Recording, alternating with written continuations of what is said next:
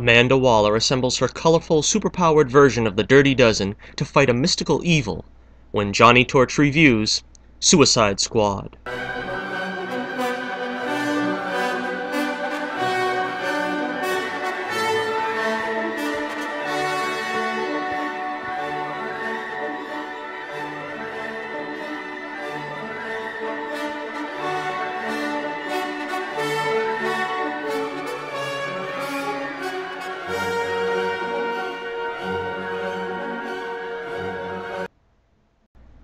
Once again, a DC property comes to the big screen to mixed reviews.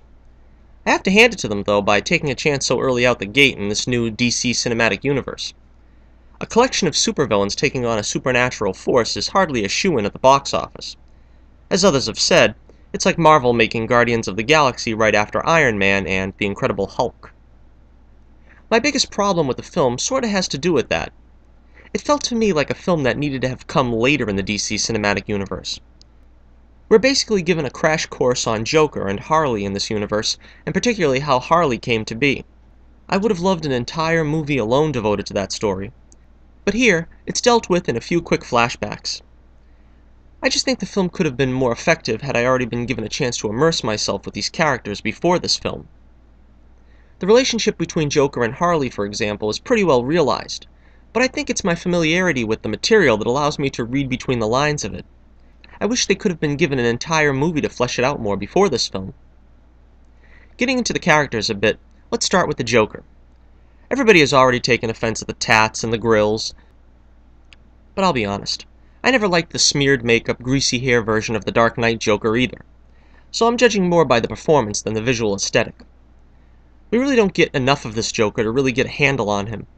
I know Leto has voiced disappointment that some of his scenes were cut, and I know I'd really like to see what's left on the cutting room floor. I don't know that I really liked the sort of Scarfacification of Joker, but I felt that most of his scenes came off very Joker-esque. Now, it's no secret my main interest in this film is in seeing Harley Quinn realized in live action for the first time.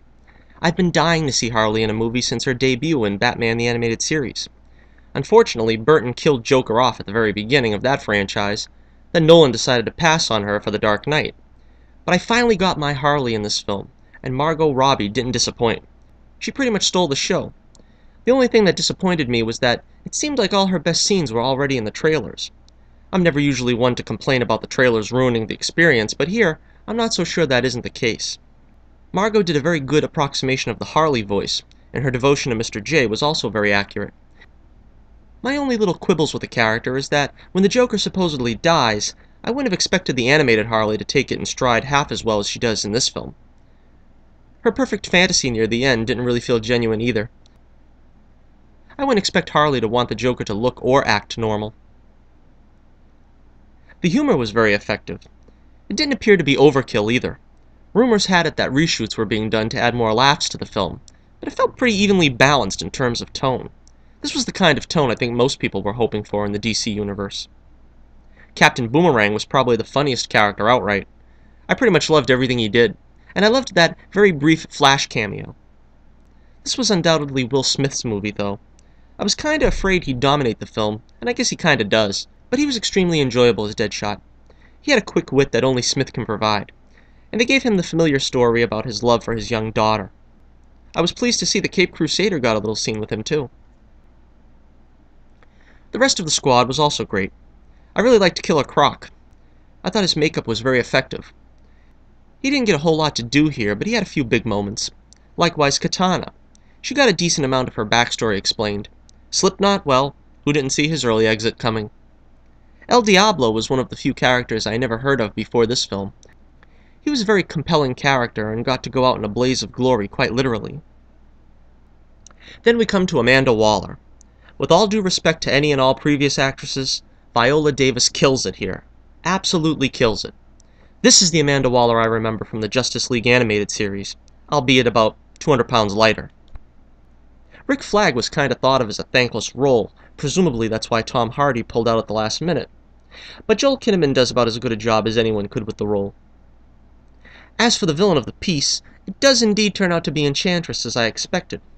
The whole ending seemed to recall the ending of the original Ghostbusters, right down to the possessed girl breaking out of some kind of husk. But it was effective. I was kind of expecting Katana to be the one to defeat Enchantress with the Soul Taker's sword, but good for Harley. Whoever would have expected her to save humanity? As for the mid-credits scene, it was really cool to tease Justice League with Bruce Wayne, but I think he really should have been Batman in that scene. His rivalry with Amanda Waller in the animated Justice League was a classic. It just doesn't feel the same with it being Bruce Wayne here. And it also begs the question, does he really trust her of all people with a secret identity? The music was excellent. They actually used most of the music from the trailers. I'm kinda disappointed that they axed Ballroom Blitz though. It would have fit in well during one of the many action scenes. And the action was all done very well too. I really enjoyed the look of the film as well, especially the look of those candy-colored credits. So overall, it was pretty much what I expected, but it left me wanting more. Not necessarily more from the Suicide Squad, but from these characters in general. It doesn't really have to be in another Suicide Squad film. Definitely more Joker and Harley in a Batman film, and I wouldn't mind Killer Croc, Boomerang, and Katana getting a bit more development elsewhere as well. I really enjoyed it, and can definitely say it's the best of the 3 DC films that are now in this continuity. I'm giving Suicide Squad 4.5 stars out of 5. This is Johnnie Torch reminding you, keep the flame burning brightly, and I'll be with you again real soon.